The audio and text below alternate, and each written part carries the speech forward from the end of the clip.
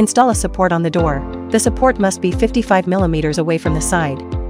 Make an internal slot at the beveled edge of the door.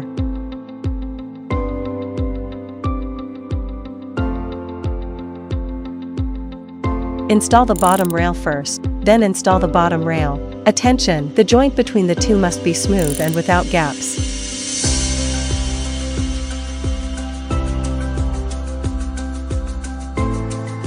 Place the parts into the corresponding track in turn. Be careful in the right order.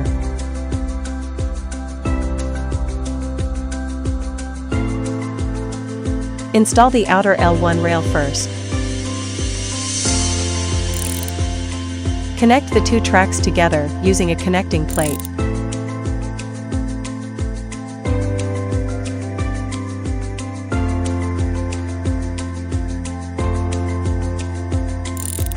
After determining the position of the guide rail head, fix the guide rail with screws.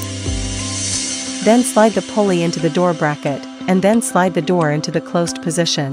Be careful to slide the pulley to the end of the track. Tilt the door slightly and lift it. Then put in the bottom guide. Simply fix it with screws first. After the bottom guide is installed, adjust the door bracket first. Unscrew the adjusting screws in the bracket, adjust the front and rear, so that the door and the door frame are aligned horizontally and vertically.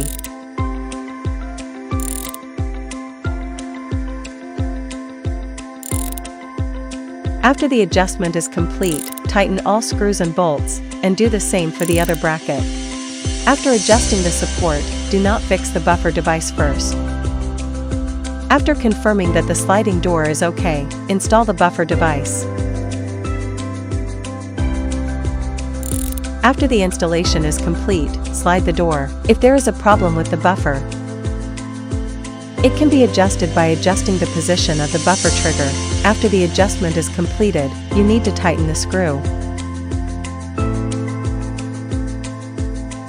Adjust the top of the door and then adjust the bottom.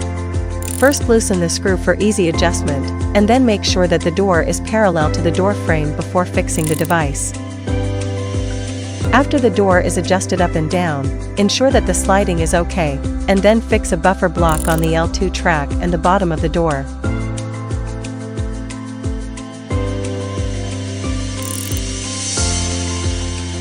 After the above steps are completed, make sure that the system installation is complete.